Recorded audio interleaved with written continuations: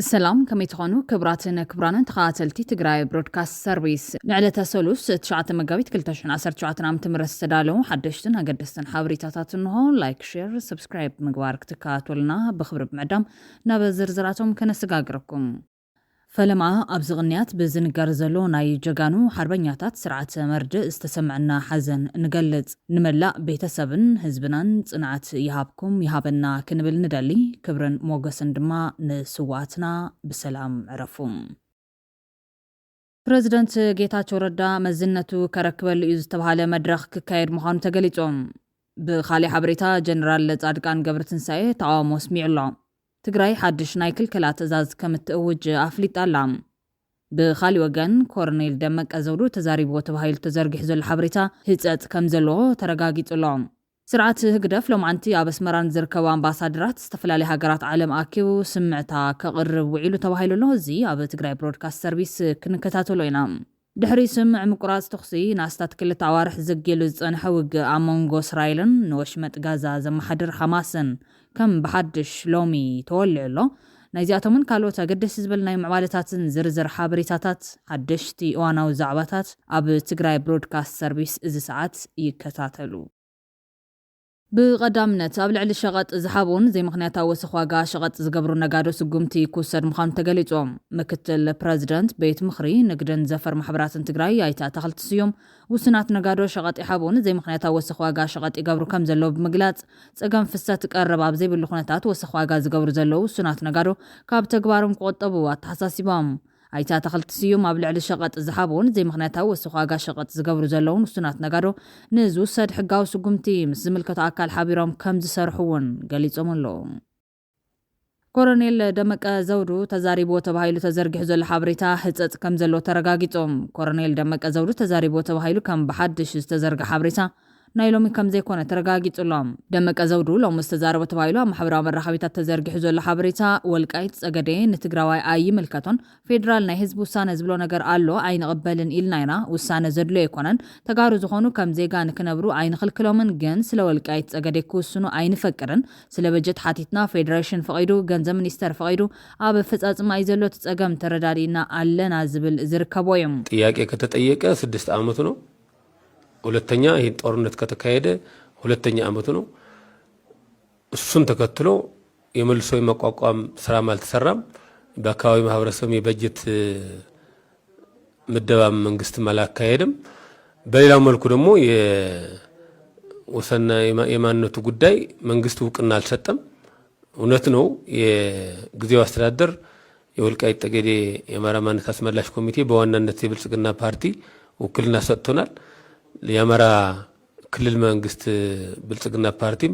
ድጋፍ እየሰጠ አመራርነትን እየሰጠ እያስተዳደረን ያለ ነው የበጀቱ ጉዳይ ፌዴሬሽን ምክር ቤት ጽፏል ለገንዘብ ሚኒስተር መልስ ሰጥቶ ወደ ማህበረሰቡ ግን ስላልደረሰ ያንንም ጉዳይም እናገርበታለን በሚል ነው የተነጋገር ነው እኛ ፌዴሬሽን ምክር ቤት ጉዳዩን በህዝብ ውሳኔ እንደሚሆን መጨረሻው ሐሳብ ሰጥተናል ግን ኮሚቴው አልተስማማም በዚህ ውሳኔ እንደማናካሄድ መላ የአማራ ህዝብ ማወቅ ይገባዋል መላ ኢትዮጵያ ህዝብም ሊያውቀው ይገባል ይሄን አካባቢ ወደ ህዝብ ውሳኔ የሚያስከይድ ምክንያታዊ ውሳኔ ስላልሆነ ያንን እንደ ኮሚቴ አንቀበለው እንደ ህዝብም ይሄንንም አንቀበልም ምክንያቱም በህገ መንግስት ማልሄድንም ህግ ተጥሶ ይሄ ጉዳይ በህግ እስካልሄደ በህግ ለሚመለሰው በፖለቲካ ውሳኔ ነው የመጨረሻ እልባት ማግኘት ያለበት የሚል ሐሳብ እየሰጡ ነው ደግሞ እውነት ነው ምክንያታዊ ነው የትግራይ ሰዎች በዚህ ጉዳይ ወሳኞች ሆነው ሊመጡ ይገባል ብለኛ አናምንም እንደ ኢትዮጵያውያን መኖር ይቻላል እንደ ኢትዮጵያውያን አብረን በጉርብትና መኖር እንችላለን ይሄን አካባቢ ግን በህዝብ ውሳኔ ለጨረታ ወጥቶ ምን ደራደርበት ጉዳይ እንዳልሆነ ግን መላ ህዝብ ሊያውቀው ይገባል እዚ ደመቀ ዘውዱ ሎሚ ዝተዛረበ ተባሂሉ ዝተዘርገ ሓበሬታ ነቲ ኣባይታ ዘሎ ህልው ዝገልጽ እኳ እንተኾነም እዚ ዘረባ ዝተዘረበሉ እዋን ዘይኮነስ ዝሓለፈ ዓመት እዮም። መሪሕነት ትግራይ ብስልጣን ዓቢዱ ህዝቢ ኣብ ዝረስዕሉ ወቕቲ ብልጽግና ምዕራብ ትግራይ ክህብ ድሌት የብሉን ጥራሕ ዘይኮነስ ነቲ ኣብ መንጎኦም ዘሎ ኣፈላላያት እናመዝመዘም ነታ ተሪፋ ዘላ ትግራይ እውን ኣዳኺሙ ኣብ ኢዱ ከውድቓ መራሕቲ ባዕሎም ዕድል ይኸፍትሉ ከም ዘለዎ እውን ይፍለጥ እዮም። ነዚ ድማ ትንኮ መፍትሒ ነቲ ስልጣን የደላድል ኣለኹ ብዝብል ህዝብን ዓድን ኣብ ዝብትን መንገዲ ብናሃሪ ብብ ዘሎ መሪሕነት ዓገብ ብምባል ብሄራዊ ኣጀንዳታት ቀዳምነት ክወሃቦም ብምግባር ምዃኑ ይዘመን። ካብዚ ብተወሳኺ ኣብ ድሮ ኩናት ትግራይ ተጀሚሩ ዝነበረ ታሪኻዊ ግዛት ትግራይ ናብ ሰብ ዋንኦም ናይ ምምላስ ቃልሲ ከም ብሓድሽ ክጣዓጣዕ ዝጽውዑ ወገናት ወለድና 10 ክትረክብ ተተበጊስካ 7 ትረክብ 5 ክትረክብ ተተበጊስካ 4 ወይ ትሕቲኡ ትረክብ ይብሎም። ስለዚ ዝመበገስ ጌርና ቃልስና ንሐይል ተስፋሕፋሕ ሓይሉ እኳ ኣብ ዘይምልከቶ መሬተይ እናበለ ኢዱ እናወጣወጠስ ንሕና ከመይ ሱቕ ንብል። ብዘመነ ደርጊ ዝነበረት ሰፋሕ ትግራይ መራሕቲ ሕወሓትዮም ክንዲ ጭባጦ ገይረምዋ ናይ ሕዚ ወለዶ ድማ እዛ ጭባጦ ሒዝና ክንጓዓዝ ኣይብልናን ቃልስና ነበረኽ ብምባል ቃልሲ ወለዶ ትግራይ ኣብ ትሕዚ ብወረርቲ ዝተተሓዘ ቦትኡ ዘይኮነስ ኣብ ተቐዲሙ ዝተወረረ ከድህብን ነቲ ሕዚ ተወሪሩ ዘሎ ብዘይ ቅድመ ኩነት ዘምልሰሉ መንገዲ ከጣጥሕን ፀዊዖም ኣለዉ። ናብ ካሊእ ዋናዊ ሓበሬታ ተሰጋጊርና ትግራይ ሓድሽ ናይ ክልከላ ትእዛዝ ከም እተውጅ ኣፍሊጣ ኣላ። ኣብ ትግራይ ካብቲ ሓድሽ መለለይ መንነት ወፃኢ ካሊእ መለለይ መንነት ክኽልከል ምዃኑ ተገሊጹ ኣሎ። ቢሮ ሰላም ጸጥታን ትግራይ ኣብ ቀረባ ግዜ ናይ ቀበሌ መለለይ መንነት ወፃኢ ካሊእ ዝኾነ ይኹን ዓይነት መለለይ መንነት ሒዝካ ምንቅስቓስ ደው ክብል ኢሎም። እቲ ቢሮ ሎሚ 9 መጋቢት 2017 ዓ.ም ኣብ ዝዘርግሖ መልእኽቲ ናይ ኩለን ዞባታት ጠለብ መሰረት ዝገበረ ሕትመት መለለይ መንነት ተዛዚሙ ንዕድላ ድልው ኮይኑ ይርከብ ዝበለ እንትኸውን ኣብ ዞባታት ሰሜን ምዕራብ ምምሕዳር ከተማ መቐለ፣ ዞባ ማእኸል ምብራቕን ደቡብ ምብራቕን ከይዲ ዕደላ መለለይ መንነት እናተሳለጠ ከም ዝርከብ ድማ ኣፍሊጡ እዮም። እቲ ቢሮ ወሲኹ ድማ ብቀረባ ግዜ ካብቲ ናይ ቀበሌ መለለይ መንነት ወፃኢ ካሊእ ዝኾነ ይኹን ዓይነት መለለይ መንነት ሒዝካ ምንቅስቓስ ደው ስለ ዝብል ኩሉ ነባራይ ክልልና ጉባኣቱ ብምምላእ በብኸባቢኡ ኣብ ዘለዉ ኣብያተ ጽሕፈት ምክትል ኣመሓደርቲ ጣብያታት ቀበሌታት ብምኻድ መለለይ መንነቱ ክወስድ ይግባእ ክብል መልእኽቱ ኣመሓላሊፉሎ። እዚ ሓድሽ ገዳን ምንታይ ንዝብል ሕቶ ዘይምልስ ኮይኑ ንዋሕዚ ቱሪዝም ዝጎድእ ከይኸውን ግን ንብዙሓት እናሻቐለ እዩ። ብኻሊእ ሓበሬታ ብጀነራል ጻድቃን ገብረትንሳኤ ኣብ ጊዜያዊ ምሕዳር ዝወከለ ትግራዋይ ትካል ተቃውሞ ኣስሚዑ። ማሕበር ምሁራንን ሰብ ሞያን ትግራይ ኣብ ዘውፅኦ ናይ ተቃውሞ መግለጺ ኣብ ልዕሊ ጄስቴስ ዝግበር ዘሎ ፍርፀ ለመን ብሓፈሻ ኣብ ኣንጻር ነጻ ትካላት ትግራይ ዘሎ ምንቅስቓስን ንመላእ ኣባላትናን ህዝብናን ህዝቢ ትግራይን ፍለጡልና ዝበለ ኮይኖም እቲ ማሕበር ኣብ ኩሉ መድዓቤት ትግራይ ዝነጥፍ ኣብ ውሽጢ ዓድና ወፃን ዝተመዝገበን ሕጋዊ መንነት ዘለዎን ናይ ሲቪክ ማሕበረሰብ ትካል ምዃኑ ብምምልካት ድማ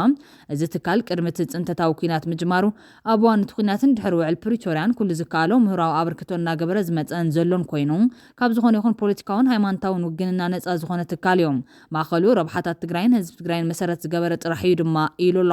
ይኹን እምበር ሓደ ውልቀ ሰባት ናይ ባዕሎም ፀቢብ ጉጅላዊ ዕላማ መሳርሒ ንምግባር ሓቂኖም ንጄስቴስ ካብ ህዝባዊ ዕላምኡን ዘይሻራውነቱን ኣውፅኦም ክጥቀምሉ ዝተፈላለዩ ፃዕርታት ክገብሩ ከም ዝፀንሑ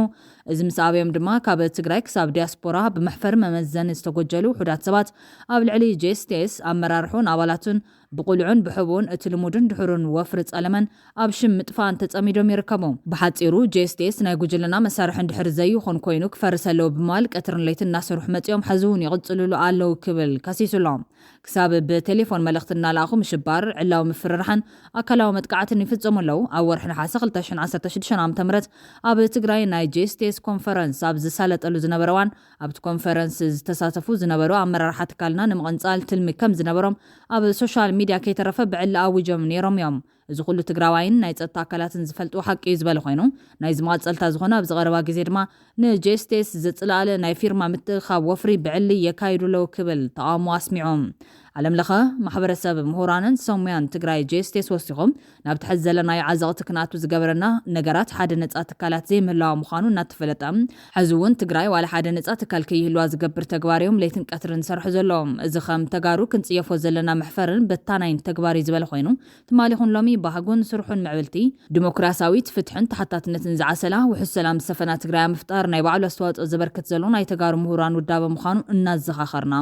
እቶም ፖለቲካዊ ተልእኮ ሒዞም ኣብ ፀቢበት ሓሳስባን ጉጅላውን ኣካይዳ ጥሒሎም ወፍሪ ጸለመን ትካል ናይ ምፍራስን ቁልዕ ወፍሪ ዝገብሩ ዘለዉ ውሕዳት ሰባት ካብ ዕናዊ ተግባሮም ክቁጠቡ ይግባእ ኢሉ ኣሎ። ኣብ መወዳታ ዘካይድዎ ዘሎ አንጻር ጄስቴስን ውዳበታት ትግራይን ተግባሮም ጠጠው እንተዘቢሎም ህዝብናን አባልናን ብዝርዝር ክፈልጦምን ብሕጊ ክጥያቁን ክንገብር ምዃንና ነፍለጥ ብምባል ኩሉ አባል ጄስቴስን ህዝብናን እውን ነዞም ነፃ ትካላት ምፍራስ እምበር ምህናፅ ዘይፈልጡ ውሑዳት ምሁራት ኢና ባህልቲ ተሃላለኽቲ ዕላሞም ክፈልጦም ከቃልዖምን ከቃለሶምን ይግባእ ኢሉሎም። ብኻሊ ሓበሬታ ፕሬዝደንት ጌታቸው ረዳ መዝነቱ ከረክበሉ ዝተባሃለ መድረኽ ክካየድ ምዃኑ ተገሊጹሎም። ጊዜያዊ ምሕዳር ትግራይ ናይ 2 ዓመታት ስራሕቱ ዝግምግም መድረኽ ክዳሎ ውጥን ከም ዘሎ ተገሊጾም። ጊዜያዊ ምሕዳር ትግራይ ናይ 2 ዓመታት ስራሕቱ ዝግምግም መድረኽ ተወከልቲ ሕወሓት ኣመራርሓ ጊዜያዊ ምሕዳርን ሰበስልጣን መንግስቲ ፌደራልን ኣብ ዘለውሎም ኣብዚ 2 መዓልታት ኣብ አዲስ አበባ ክካየድ ዝብል መደብ ከም ዘሎ ይግለጸሎም። ጊዜያዊ ምሕዳር ብዝተፈላለዩ በዓላውን ግዳማውን ጸገማት ምኽንያት ኣብ ትግራይ ክስርሑ ዝነበረ ምኽባር ላዕላውነት ትግራይ ምምላስ ተመዛበልቲ ፍትሕን ግዳያት ጆኖሳይድ ዘተላለሽ ትካል ናይ ዳግመ ህንፀት ተበግሶ መምዕራይ ንመረፃ ምቹ ባይታ ናይ ምፍጣርን ዝብሉ ካልኦትን ዓበይቲ ስራሕቲ ኣይሰርሐን ብዝብል እዩ ዝግለጽ። ብመሰረት ስምምዕ ፕሪቶርያ ጊዜያዊ ምሕዳርን መንግስቲ ፌደራልን ተዛትዮም ሓቋፋይ ብዝኾነ መልክዑ ይጣይሽዎ ዝብል እኳ እንተነበረም ሕወሓት ዝዓብለለ ድምፂ ሒዙ ዘቐመም ምሕዳር ኮይኑ ተመሊሱ ንባዕሉ ገማሚዕዎ ንህዝቢ ትግራይ እውን ናብ ዘይተጸበዮ ኣንፈት ወሲዱ ብመሰረት እቲ ዝቐመሉ ኣዋጅ ሕገ መንግስቲ ኢትዮጵያ ዕድሚኡ ዳርጋ ኣብቅዕዮም ሕወሓት ናብ መረፃ ብህፁፅ ንእቶ ዝብል መርገፂ እኳ እንተሃሎ ተመዛበልቲ ከይተመለሱ ዝግበር መረፃ ሓደገኛ ምዃኑ ኣብ መንጎ መሪሕነት ሕወሓት ዘሎ ሃጓፍ ማሕበረሰብ ዓለም ነቲ ሃጓፍ ዝርእየሉ ዘሎ መንፀር ንኣብይ ኣሕመድ ጥጡሕ ባይታ ዝፈጥር ኮይኖም ኣብ ትግራይ መረፃ ንምክያድ ምቹ ባይታ ስለዘየለ ዝተመረፀ መንግስቲ ክህሉ ኣይኽእልን ዝብል ሓሳብ ከቐርብ ስለ ዝሕግዞም ጊዜያዊ ምሕዳር ምንውሑ ዘይቀሪ ኮይኑሎም ነሲዑ ድማ ምሕዳር ብልጽግና ኣብቲ ዝመጽእ ዘሎ መድረኽ ጊዜያዊ ምሕዳር ትግራይ ስራሕቱ ብኣግባቡ ስለ ዘይሰርሐን መንግስቲ ፌደራል ጣልቃ ንኽኣቱ ስለ ዝፀውዐናን ከም ብሓድሽ ብሓባር ነጣይሾ ክብል ተኽእሎ ከም ዘሎ ይግመተሎም። ከም ብሓድሽ ይጣይሽ እንትተባሂሉ ብልጽግና ናይ ደብረጽዮን ሕወሓት ናይ ጌታቸው ሕወሓት ናይ ወዲ ወረደ ሕወሓትን ኣብ ትግራይ ዘለዎ ውድባትን ኣብ መጥያሽ እቲ ከም ብሓድሽ ክጣይሽ ዝኽእል ጊዜያዊ ምሕዳር እጃም ክህልዎም ከም ዝኽእል እውን ይንገረሎም። ኣብቲ መድረኽቲ ሓዚ ስልጣን ጊዜያዊ ምሕዳር 50 ክድመር 1 ንኣና እዩ ዝግባእ ዝብል ዘሎ ሕወሓት ካብዚ ኣይቅንስን ብምባል ኩነታት ናብ ውግ ከየምርሕ ዘስገ ኮይኖም እታ ቦርድ መረፃ ኢትዮጵያ ንሰለስተ ኣዋርሕ ተኣጊዱ ዘሎ ውድብ ነቲ ብብልጽግና ዝቐርብ ጠለብ እሽክ ክቕበል የንተይሉ ድማ ብዝተፈላለዩ ምኽንያታት ጽልኡ ክቕንስ ከም ዝኽእል ይግመት። ምናልባት እቲ ንዶክተር ደብረጽዮን ገብረ ሚካኤል ዘለዎ ሕወሓት ዘቕርቦ ቅድሚ ኩነት ውግእ ከም መማረፂ ከይርኢ ዘስግዩ ዝብል ወገናት ካብ ዘቐረብዎ ምኽንያታት ድማ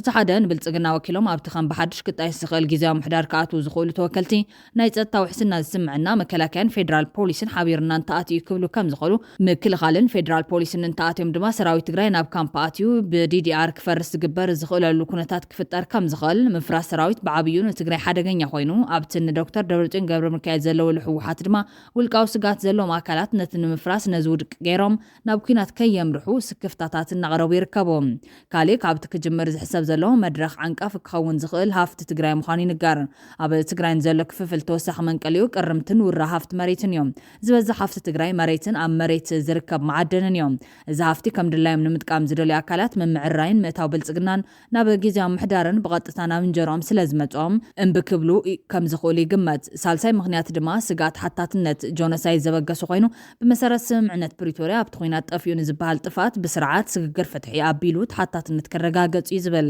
ነዚ ዓለም ለኻዊ ገበን ኣብ ኢትዮጵያ ፍትሒ ክርከበሉ ዘይኽእል እኳ እንተኾነ መንግስቲ ብልጽግና ግና ንፖለቲካዊ ሓልኪ ንምጥቃም ኣብ ትግራይ ንዝበፅሐ ገበን ጆኖሳይድ ዝተወሰኑ ወታደራውን ፖለቲካውን ሓለፍቲ ቁፅዓ ተብፂሐ ብምባል መብዛሕትኦም ገበናት ናብ ዕጡቃት ፋኖን ሻዕብያን ክድርብዮም ይኽእሉ እዮም። ሰራዊት ትግራይ ኣብ ክልላት ኣምሓራን ዓፋርን ምስ ኣተወ ገበን ፈፂሙልና እዩ ዝብል ክሲ ከቕርቦ ምጽንሖም ዝፍለጥ እዮም። ስለዚ ካብ ኣመራርሓ ሰራዊት ትግራይ እውን ብስርዓት ስግግር ፍትሒ ይከሰሱ ናይ ምባል ዕድሉ ዕፅው ኣይኮነን። እዚ ክመፀና እዩ ዝብል ስጋት ዘለዎም ኣመራርሓ እውን ኣይሰኣኑን። እዚ ድማ ካሊእ ስጋት ምዃኑ ይግለጽ እዮም። ራብዓይ ምኽንያት ድማ ኤርትራ ካብ ኢትዮጵያ ክለዓላ ንዝኽእል ኩናት መከላኸሊ ዝኾነ ምሓዛ ምላሽ ተጸሚዳ እያ ዘላ። እዚ እውን ከም ካልእ ኣማራፂ ተወሲዱ ጠንቂ ኩናት ከይኸውን ኣስጋ ምዃኑ ዝግለጽ። ናይ መወዳእታ ምኽንያት ድማ ጉጉይ ርድኢት ጸላይ መንቀል ብዙሓት ኩናት ምዃኑ ዝገልጹ ተዓዘብቲ ኣብ ትግራይ ድማ መንግስቲ ፌደራል ተዳኺሙ እዮም። ቀደም ፋኖን ሻዕብያን ምስ ብልጽግና ሓቢሮም እንተዘይዋግኡና ነይሮም ሓደ ለይቲ ኣይመሓደረን ነይሮም። ሎሚ ምስ ፋኖን ሻዕብያን ሓቢርና ክንድምስሶ ንኽእል ኢና። ስለዚ ፌደራል ተዳኺሙ እናሃለወ ንግጠሞ ዝብል ጉጉይ ርድኢት ዝሓዘ ፖለቲካውን ወታደራውን ኣመራርሓ ክህልው ይኽእል እዮም። ናይዚኦም ድፌት ድማ ነቲ ኣመዓራር እዩ ዝብል ሕቶ ኣሉታዊ መልሲ ንክህቡ ክደፋፍኦም እዩ ዝብል እምነት እውን ኣንጸባሪቖም ኣለዎም። ትግራይ ክትጥቀመሎም ዝግባእ ክልተ ወርቃዊ ዓመታት ኣብ ውሽጢ ሕቱኽቱኽ ኣሕሊፋ ኣብ ቀልቀል ዳግማይ ኩናት ኣብ ዘላት እልዋን ሕዚ እውን ግን እቲ ግዜ ከም ዘይመሰየኦም ዝተፈላለዩ ወገናት ማዕዶም ዘቅርቡ ዘለዎም ትግራይ ክትጥቀመሎም ዝግባእ ዕድላት ሕዝውን ክትጥቀመሉ ከም ዝግባእ ዝገልጹ ወገናት ፌደራል ናብ ኩናት ንግዚኡ ኣያትውን ካልኦት መጻወቲ ካርታታት ኣለዎ እዮም ብምባል ድሕሪ ሕዚ ኣይተ ጌታቸው ረዳ ናብ ስልጣን መምላስ ዕድሉ ኣዝዩ ዝጸበበ ምዃኑ ብምምልካት ድማ ይኹን እምበር እቲ ዝተረፈ ናይ ሕወሓት መሪሕነት እውን በቲ ሕዚ ዝኸዶ ዘሎ መንገዲ ክቕጽል እንተኢሎም ካብ ህዝቢ ዝበኣሰ እናተነጸለ እናተዳኸመ ከይኸይድ እቲ ውሽጣዊ ምግማዕ እውን ብኻሊእ መልክዑ ከይቐጽል ዘለዎም ስጋት ይገልጾም ሓድሽ ግዝያዊ መንግስቲ ንምጥያሽ ፈተነ ክግበር ምዃኑ ተመሳሳሊ መርገፂ ብምሓዝ ድማ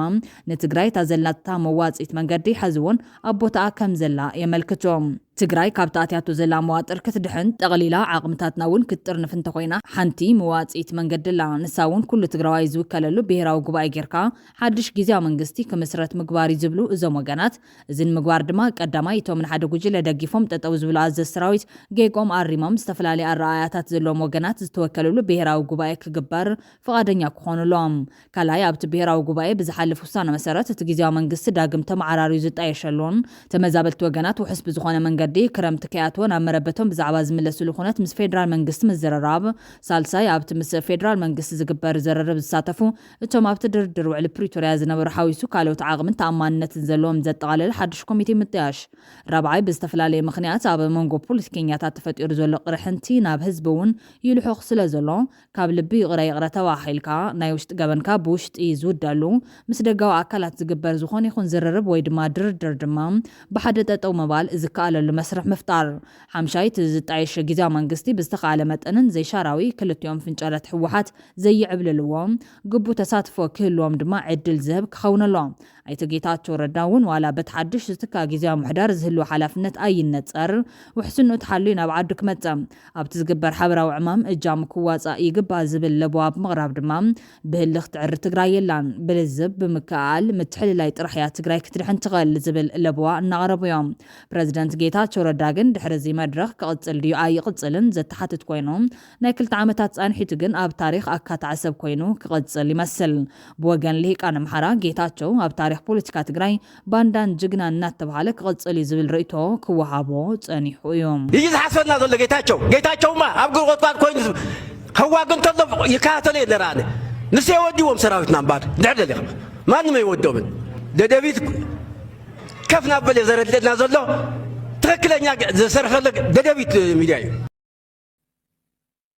በዚህ ደግሞ የተካኑ ስለመሆናቸው ራሳቸው ጌታቸው ረዳ የተሳተፍኩበት ፕሮጀክት ነው የተሳተፍኩበት ባህል ነው ስም ማጥፋት ብለው ሲናገሩ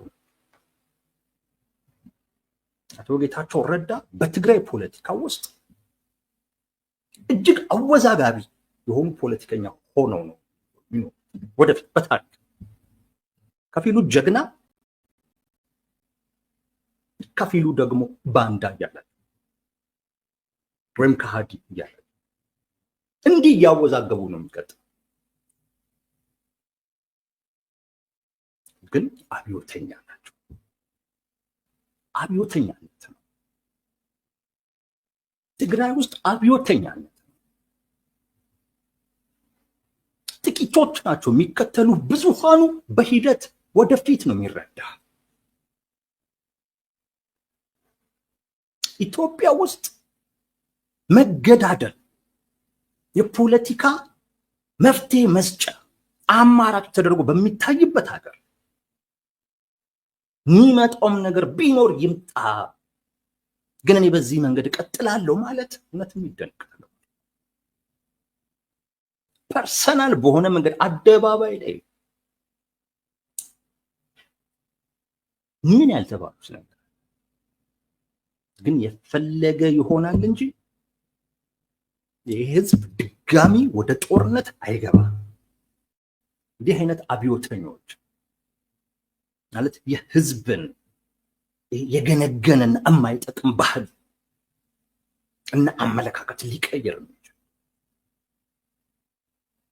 በጦርነት ሳይሆን በሰላማዊ አይነት መንገድ በህጋዊ መንገድ ተገቢውን የፖለቲካ ትግል አድርገን መንፈልገውን እናመጣለን የሚል መተማመን እና አስተሳሰብ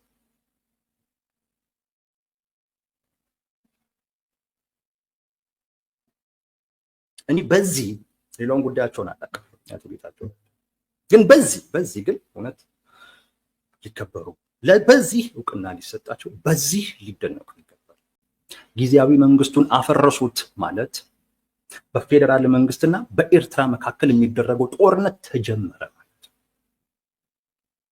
የትግራይ የነደብረጽዮን ቡድን እና እነሱን የሚከተለው ሰራዊት የኤርትራ ጉዳይ አስፈጻሚ ተደርጎ ነው የሚታየው በፌደራል መንግስት። ህዝቡ ይሄ አይገባው።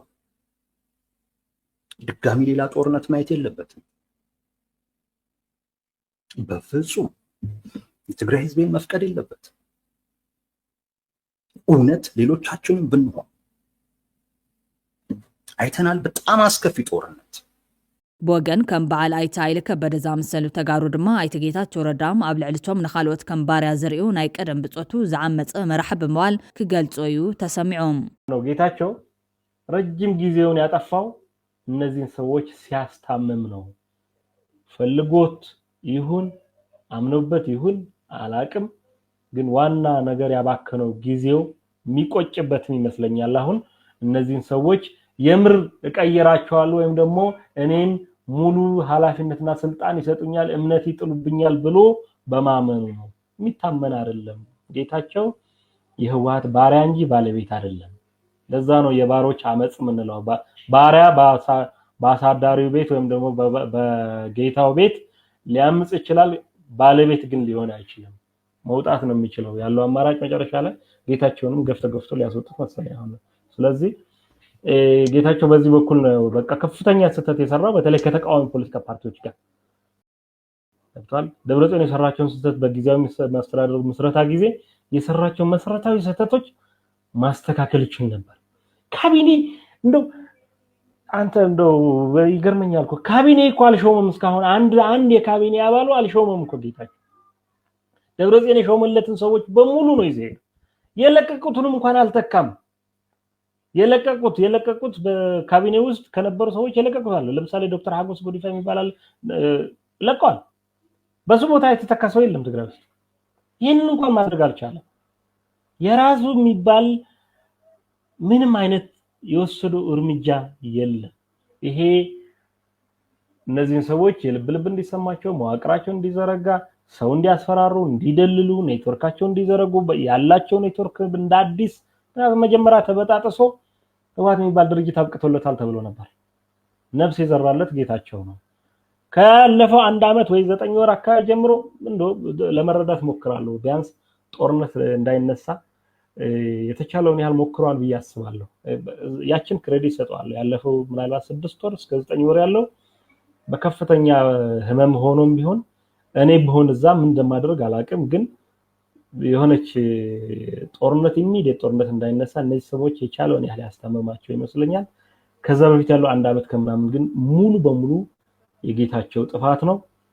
ኣይተ ጌታቸው ረዳ በወገኑ ካብቲ ይመርሓ ኣለኹ ዝበላ ትግራይ ብገለ ኣዘዝቲ ክዕገት ተወሲኑሉ ከም ዝነበረ ግን ድሓር ብዝወሰዶ ርድኢት ከም ዘምለጠ እዩ ዝገልጽ። እኛም ግን ያኔ ወደ አዲስ አበባ ጉዞ 10 ሰዓት ተኩል አካባቢ ይመስለኛል በመናርግበት ሰዓት ኬላ እንደነበረ አላቅም። ኬላ ተደርጎ ነበረ። እንግዲህ እኔ በአጀብ ነው የምሄደው። ኬላ ሲያስቆሙ የኔ ጠባቂዎች የምን ኬላ ነው የሚል ጥያቄ ያቀረቡ። አይ ማጣራት እንፈልጋለን የፕሬዝዳንቱ ነው መኪናው ሲሏቸው እንደውላለን የሚል ነገር ሰሙ። ሰው ነው መስኮት ከፈትኩና ማን ጋር ነው የምትደውሉት የኔን ጉዞ ይመለከት ሲባል እዛ አካባቢ ያስተባብር የነበረው ወጣት የሰራዊት ኃላፊ ይመስለኛል። ያው እኔን እንዳየ ያው ትንሽ መከራከርም አልፈለገም። መንገዱን ከፍተውልን ሄድን። ኤርፖርት ገባው። የዛ አካባቢ ይሄን ኃላፊነት የወሰደ ከፍተኛ የሰራዊት ኃላፊ እንዴት ታሳልፉታላችሁ የሚል ደንፍቶ ፓትሮል ይዞ ኤርፖርት ድረስ እንደመጣ አላሰማን። እኔ ምንም ኖቲስ አላረኩም። ፓትሮል ይዞ መጣ ብቻ ሳይሆን የፌደራል ፖሊስ ስለሚጠብቀው የፌደራል ፖሊስን ጥሶ መግባት አይችልም ወይ ወደ ግጭት ይገባል ማለት ነው። አውሮፕላኑ ተነሳ ሄዱ። አዲስ አበባ እንደገባን የነበረው ሁኔታ ሲመለሱም የነበረው ሁኔታ ኦብቪየስሊ ኬላው ዝም ብሎ ተራ ኬላ እንዳልነበረ። በነገራችን ላይ ምንም አይነት ኬላ መንግስት ሳያውቀው መቀመጥ አይችልም። እዛ አካባቢ ላይ የጦር ኃላፊዎች ብቻቸውን ያደርጉትም አይደለም። ከበላይ በተሰጠ ትዕዛዝ ኬላ ተደርጎ ኢንፋክት ያ ፓትሮል ይዞ የመጣው የሰራዊት ኃላፊ የአየር መንገድ ሴኩሪቲ አባልን በዛን ሰዓት የአቪዬሽን ሴኩሪቲ አባል እዛ አካባቢ ስልክ ደውሎ እሱ ብቻ ነው ወይስ ሌሎችንም ይዞ ነው እየወጣ ያለ የሚል ጥያቄ ሁሉ እንደጠየቀው አውቃለሁ። ሰው ከዛ በኋላ ያወቅኳቸው ሌሎች መረጃዎች ግምት በማስገባት ምናልባት ጫና ያለ ስራ የመስራት ፍላጎት እንደነበራቸው ግን እንደዚህ አይነት ኃላፊነት የጎደለው ተግባር ግን ምንም ነገር ባይፈጠርም ጭምር እጅግ አደገኛና ተቀባይነት የሌለው ተግባር እንደሆነ ብቻ ነው የማውቀው። እዛ እስከወጣሁበት ብቻ አውሮፕላን ላይ እስከተሳፈር ድረስ ኬላውንም ጭምር አይቼ ይሄን ያክል ህይወት አደጋ የሚሰጥ ነው ሳይሆን ምናልባት የተለዩ እንቅስቃሴዎች ይኖራሉ ከዛ ጋር የተያያዘ ነው የሚል እምነት ነበረኝ። ከወጣሁ በኋላ የእነሱ ደጋፊዎች የሆኑ ስለማምለጤ በተደጋጋሚ ሲያወሩ ስሰማ ግን ምናልባትም ማምለጤ ነው የገባኝ። ማምለጥ ሀሳቤ ማምለጥ የነበር ባይሆንም ደጋፊዎቻቸው እነሱ የሚከፍሏቸው የሚዲያ ተቋማት ስለማምለጤ ሲያወሩ ምናልባትም ይዘውት የነበረ ቅድ መክሸፉን ራሳቸው ናቸው እያጋለጡ ያሉት እንጂ እስከዛ ድረስ ማቋ አልነበረም። እንዳልኩ ግን የተፈጠሩት ሁኔታዎች ይህንን ነው የሚመስሉት። ትማሊ አንጻር አብይ አሕመድ ብዝተዛረቦም ዘረባታት ብናይቲ እዋን መቃልስቱ ዝነበሩ አክቲቪስታት ሎሚ ዝዝመተሉ ዘሎ ኣይተ ጌታቸው ረዳ በቶም ትማሊ ቃልሶም ኣብ ዓለም ለኻዊ መድረኻት ክቃላሕካ ምግባር ሓሊፉ ኣብ ስለ ዋጋ ንዝኸፈሉ ብዝገበሮ ምትብባዕ እውን ክዝከር እዮም። ናይቲ እዋን ናይ ሕዝቢ ፖለቲከኛ ጌታቸው ኣብ መንገዲ እንከሎ ጀጋኑ ተጋደልቲ TDF እንትረኽብዎ ዘርኣይዎ ክብርን ፍቕርን ዘርኢ ቪድዮ ኣብ ዝዋን ዳግም ኣዘራራብ ዛዕባ ኮይኖም ብውሕዱ ንሂወት ኣሽሓት መናእሰይ ተጋሩ በብመዓልቱ ዝበልዕ ዝነበረ ደማዊ ኩናት ደው ንክብል ስምምዕነት ፕሪቶርያ ንክፍረም ከም መሪሕነት ብዝለዓለ ሓላፍነት ተደራዲሮን ፈሪሙን እዮም። ዋላ እኳ ትስምዕ በቲ ዝድላ ኣብቲ ዝድላ ኣይብፃሕ ብፌርሙ ሂወት ናይዞም መላመል መናእሰይ TDF ሂወት ካብ ሞትን መጉዳእቲ ኣካልን ክድሕን ከም ዝገበረ ክዝከር ይኸውን እዩ።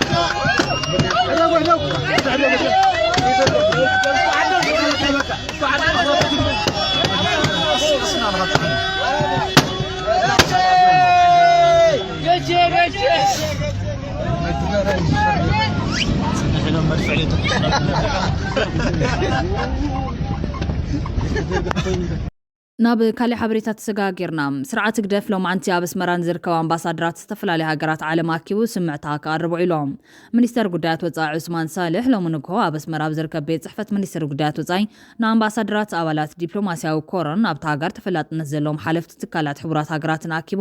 ኣብ ዘቕረቦ ስምዕታ ኤርትራ ኣንጻር ኢትዮጵያ ንኩናት እትገብሮ ዘላ ዝተባሃለ ምድላው ዝምልከት ጉዳይ ስምምዕ ፕሪቶርያ ከምኡውን ኢትዮጵያ ናይ ባሕሪ መውፅኢ ክትረክብ ዘለዋ ውጥረትን ስዒቡ ዝመፀ ዲፕሎማስያዊ ጎስጓሳትን ዝምልከቱ ዓበይቲ ዛዕባታት ዘካተተ ምንባሩ ኤምባሲ ናይቲ ሃገር ኣብ ኣዲስ ኣበባ ብዘርጉ ሓበሬታ ገሊጹሎም። ዑስማን ኣብቲ ሰፊሕ መግለፂኡ ሰራዊት ኤርትራ መሬት ኢትዮጵያ ኣሎ ዝብል ንውሽጣዊ ፀገማት ኢትዮጵያ ንምሽፍፋን እዩ ብምባል ንህላው ናይቲ ኣብ ልዕሊ 50 ዓድታት ትግራይ ዘሎ ሰራዊት ክሒዱሎም እቲ ንውሳነ ኮሚሽን ዶብ ኤርትራን ኢትዮጵያን ጥሒሱ ጆኖሳይድ ዝፈፀመ ስርዓት ግደፍ ንበዓል ጀነራል ጻድቃን ኣብ ኤርትራ ንለውጢ ስርዓት ሰሪሖም ይሰርሑ ኣለዉ ዝብል ክስ እውን ኣቕሪቡሎም። ስርዓት ግደፍን ስምምዕ ፕሪቶርያ ካብ ውሽጣዊ ጉዳይ ኢትዮጵያ ስለ ዝርዮም ኣብቲ መስርሕ ጣልቃ ንምእታው ድሌት የብሉን እውን ኢሎም። ኣብ መንጎ ጊዜያዊ ምሕዳር ትግራይን ሕወሓትን ዝካየድ ዘሎ ውሽጣዊ ግጭት መንግስቲ ኤርትራ ዝኾነ ይኹን ተራ የብሉን ብምባል ድማ ካሊእ ዘመልክት ዝኾነ ይኹን ክሲ ነፂጉሎም። ኢትዮጵያ ብዲፕሎማሲ ወይ ብወታደራዊ ሓይሊ በሪ ባሕር ንምውናን ማዓስከር ሓይሊ ባሕርን ንምህናፅን እትገብሮ ዘላ ምንቅስቃስ ማሕበረሰብ ዓለምን ዝምልከቶም ኣካላትን ንኢትዮጵያ ሉዓላውነትን ግዛታዊ ሓድነትን ጎርባብታ ከተኸብር ፃጥ ክገብሩ ስምዕቲ ኣቕሪቡሎም። ህግደፍ ቅድሚ መዓልታት እውን ብመንገዲ ኤምባሲ ኣቢሉ ደላይ ሰላም ምዃኑ ከረድእ ፈቲኑ ነይሩ እዮም። ኣብ ኣዲስ ኣበባ ዝርከብ ኤምባሲ ጉጅለ ህግደፍ ምርጫ ናይቲ ዝውክሎ ጉጅለ ኣብ ዞባ ቀርኒ ኣፍሪካ ሰላምን ምርግጋዕን ምፍጣር ጥራሕ ምዃኑ ኣብቲ ንባይታዊ ሓቅታት ክጎስ ዝፈተነን ምህልላ ኩናት ኣብ ትሕቲ ዝብል ኣርእስቲ ዝተፅሓፈን ናይ ፌስቡክ ፅሑፍ ገሊጹሎም። ኣብዚ ቅንያት እዚ ኩናት ዘይተርፍ ምዃኑ ፀቕጢ እንተዘይተገይሩ ካርታ ምብራቅ ኣፍሪካ ክቕይር ዝኽእል ዕናዊ ኩናት ኣብ ቀረባ ግዜ ክባራዕ ከም ዝኽእል ማሕበረሰብ ዓለምን ሓያላን ሃገራትን እውን ንምዕጋቱ ክጓያ ኣለወን ዝድርሳኑ ምህልላ ኩናት ዛንደላይ ሰላም ህዝቢ ኣደንቂሩ ኣሎ ዝበለ መግለፂ ኤምባሲ ጉጅለ ህግደፍ ዝዓርግ ዘሎ ምህልላ ኩናት ከም ወትሩ ውፁእ ሓሶታት ኣሰኒዩ ሽም ኤርትራ ከልዕል ይስማዕ ኣሎ ብምባል ነቲ ጉጅለ ህግደፍ ከመሓድሮ ዝህንደደሉ ዘሎ ናይ ኩናት ሃዋህው ክኸውን ደውል ዝፍትን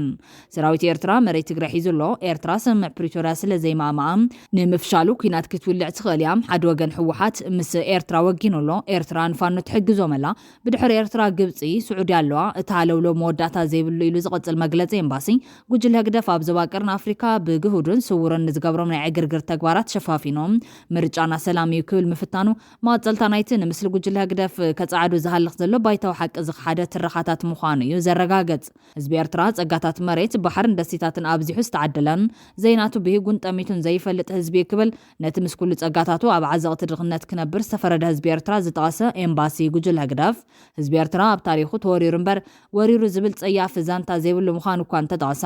ነቲ ህዝቢ ኤርትራ ብሰንኪ ጉጅለ ህግደፍ ኣብ ታሪኹ ንፈለማ እዋን ዝተሸከሞ ወራሪ ዝብል ፅያፍ ግን ክጠቕሶ ወይ ድማ ክቐበሉ ኣይተሰምዐን ንቃላት ውልቀ መላኺ ኢሳያስ ከም መወከሲ ጠቒሱ ዜናትና ይንደልን ናትና እውን ኣይንህብን ዝበለ ኤምባሲ ጉጅለ ህግደፍ ኣብ ኣዲስ ኣበባ ድሕሪ ኣብ ትግራይ ዝተፈፀመ መስካሕኪ ኩናት ኤርትራ ካብቲ ብብይን ኮሚሽን ዶብ ዝተሓንፀፀን ዝተመልከተን ኣብ ካርታ ዓለም ዝሰፈረን ኣህጉራዊ ደብ ወፃኢ ዝሓዘቶ ናይ ዝኾነ ይኹን ወገን ስድሪ መሬት የለን ምባሉ ነቲ ብውዕል ኣልጀርስ ምስ ኢትዮጵያ ተስማዕሚዑ ኢሉ ከብቅዕ ኩናት ንከመሓደር ናብ መሬት ትግራይ ኣትዩ ሚልዮናት ኣሽሓት መንስያት ዝበልዐ ጉጅለ ህግደፍ ብናይ ሓሶት ቃላት ከፃዓዱ ዝተፃሓፈ ባይታዊ ሓቂ ዘይብሉ መግለፂ ምዃኑ እዩ ዘነፅር ኤርትራ ኣብ ውሽጢ ጉዳይ ሃገራት ዞባ ቀርኒ ኣፍሪካ ጣልቃ ኣትያ ንሓደ ወገን ደጊፋ ነቲ ካሊእ ከተጥቅዕ ረብሓ ኮነ ድሌትን ሸውሃትን የብላን ብምባል ናብ ባይታ ዘሎ ሓቅታት ብዓይኒ ዕሙት ክኽሕድ ዝፍትን ኤምባሲ ጉጅለ ህግደፍ ከም ውዕል ፕሪቶሪያ ዝኣመሰለ ስምምዓት ንሰብ ጉዳይ እምበር ብቐጥታ ንኤርትራ ዝምልከት ስለ ዘይኮነ ባህግን ተገዳስነትን ፃዕርን ኤርትራ ናብ ሰላምን ርግዓትን ህዝብታት ዞባና ዝቐንዕት ጥራሕ ብምባል ንናይ ኣደባባይ ሚስጥር ክዓብጥ ፈቲኑሎም ኣብ መወዳእታ ድሕሪ ስምዕ ምቁራፅ ተኽሲ ናስታት 2 ኣዋርሕ ዝጊሉ ዝፀንሐ ውግእ ኣብ መንጎ እስራኤልን ንወሽመጥ ጋዛ ዘመሓደር ሃማስን ከም እንደገና ሎም ተወሊዖም እስራኤል ሎሚ ዝዕቕ ደብዳብ ነፈርቲ ብምክያድ 337 ከም ዝሞቱን ብዙሓት ድማ ከም ዝቆሰሉን ሚኒስተር ጥዕና ጋዛ ሓቢሩ ኣሎ ካብቶም ዝሞቱ ብዙሓት ቆልዑ ከም ዝርከቦም እቲ ሚኒስተር ወሲኹ ፀብፂቦም ሃማስ እስራኤል ነቲ ውዕለ ፍሪሳ ሂወት ጩያት ኣብ ሓደጋ ከም ዘእተወት ክኸስስ ከሎ እስራኤል ብወገና ሃማስ ጩያት ኣብ ምርካብን መንጎኝነት ሰላም ምቕባልን ምድሕር ሓር ከም ዝራየት ኸሰላ እስራኤል ቅድሚ ነዚ መጥቃዕቲ ምክያዳ ምስ ኣሜሪካ ከም እተማኸረት ይግለጽ ኣፈኛ ጻዕዳ ቤት ዋይት ሃውስ ካሮሊን ላቪት ሃማስ ሁቲን ካልኦትን እስራኤል ጥራሕ ዘይኮነ እንኮላይ ንኣሜሪካ ከሸብሩ ዝሓስቡ ዓብይ ዋጋ ክኸፍሉ እዮም ኩሉ ገሃነም ክወርዶም ይብማል እቲ ወጥሪ ዞባ ምዃኑ ተንፈት ቀዳማይ ሚኒስተር እስራኤል ቤንያሚን ኔታንያሁ መጥቃዕቲ ከዛይዱ ምዃኖም ይሕብር ሚኒስተር ምክልኻል እስራኤል ካርተዝ ብወገኑ ናብ ኩናት ብወግዒ ከም ተመለሱ ሓቢሩሎም